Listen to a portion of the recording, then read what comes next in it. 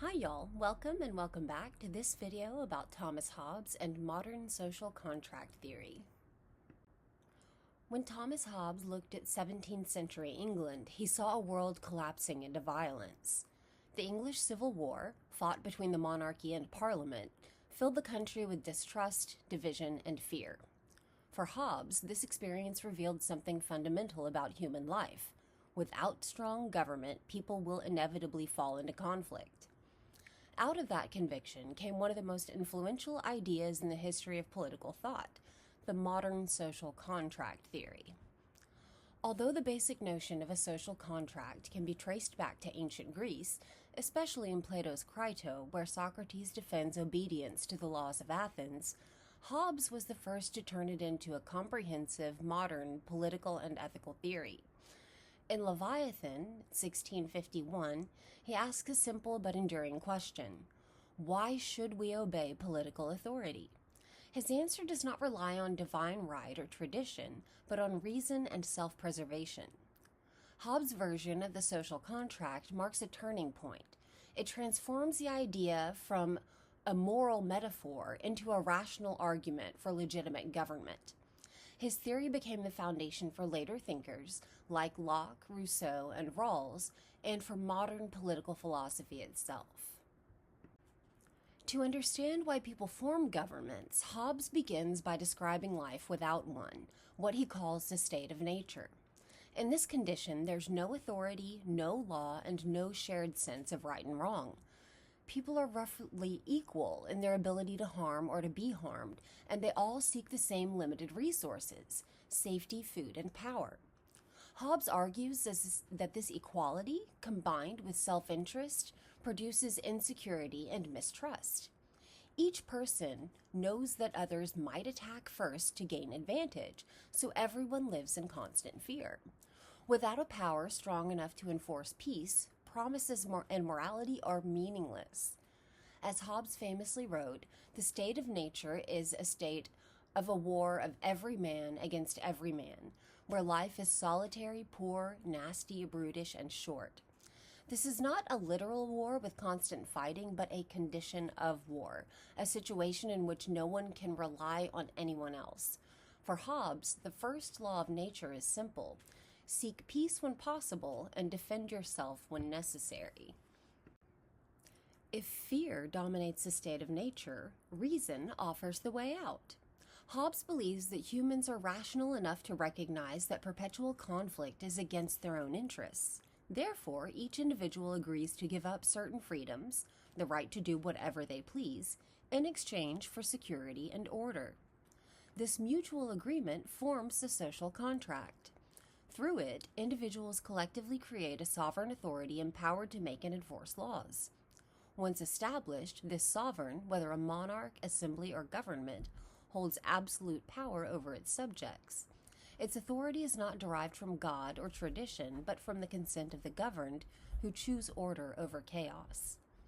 In Hobbes' view, the social contract does not transfer moral goodness to the sovereign, rather it transfers power, the capacity to ensure peace. The legitimacy of government rests on its effectiveness. A ruler who preserves stability fulfills the contract. One who fails invites a return to anarchy. Hobbes calls the commonwealth created by this contract the Leviathan, named after the biblical sea monster, a symbol of immense strength. The Leviathan represents the unity of the people's collective will embodied in the sovereign. Its purpose is not to crush individuals, but to bind them together under a shared law that protects all from the violence of the natural condition. To function, the Leviathan must hold absolute authority. Hobbes insists that divided power leads back to conflict as competing authorities generate confusion and civil war. Subjects may not be able to agree with every law, but they have consented to the system that produces them. In obeying the sovereign, they obey themselves, their earlier rational decision to create peace through government. This argument makes Hobbes one of the first political thinkers to defend strong centralized authority not as divine tyranny, but as a rational necessity. Government for Hobbes is the artificial body that allows humans to live together at all. Hobbes's theory raises a striking paradox. He defends obedience to an absolute sovereign, yet bases that obedience on human freedom. The social contract is voluntary. Individuals choose to surrender their liberty in order to gain security. For Hobbes, freedom without safety is meaningless. True liberty is not the absence of restraint, but the protection of life under law. Fear, often seen as a negative emotion, becomes a foundation for political order. The fear of violent death drives people to reason, and reason leads them to create laws. The Leviathan transforms fear from a destructive force into a civilizing one, the condition of possibility for peace. In Leviathan, Hobbes grounds moral duty in human survival rather than divine command. The laws of nature, he describes, are rational principles, such as keeping promises and seeking peace, that promote self-preservation. However, these laws only have real force when backed by political power. Without enforcement, moral principles remain mere words. Thus, for Hobbes, justice arises from law, not the other way around. Something is unjust only when it violates a rule set by legitimate authority. This reverses older traditions that saw justice as a divine or natural order independent of politics. Hobbes redefines justice as keeping the covenants that make social life possible. Hobbes's vision of human nature and authority has been both foundational and controversial. Critics argue that his pessimistic view of humanity justifies authoritarian rule. Others contend that Hobbes underestimates the human capacity for cooperation, empathy, and moral reasoning independent of fear. Yet his influence is undeniable. Hobbes set the terms for modern debates about law, legitimacy, and consent. Later thinkers, such as John Locke and Jean-Jacques Rousseau, would adopt his social contract model but revise its conclusions. Locke will argue that individuals retain natural rights even under government, and that the social contract exists to protect those rights rather than suppress them.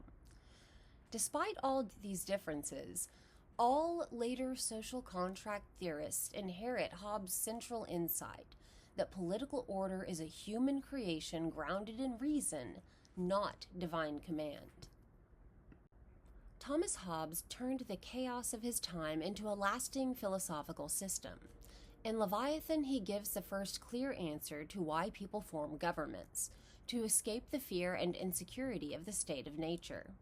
His social contract replaces violence with order and private fear with public peace. Though often criticized for its authoritarian implications, Hobbes' theory remains a cornerstone of political philosophy. It asks every society to confront the same question: what must we give up to live together in safety? For Hobbes, the answer is clear: peace is worth the price of obedience. Alright y'all, that's all for now. If you're interested in more videos on social contract theory, philosophy, and ethics, check out the videos posted on our channel. Thanks for watching. Have a great day.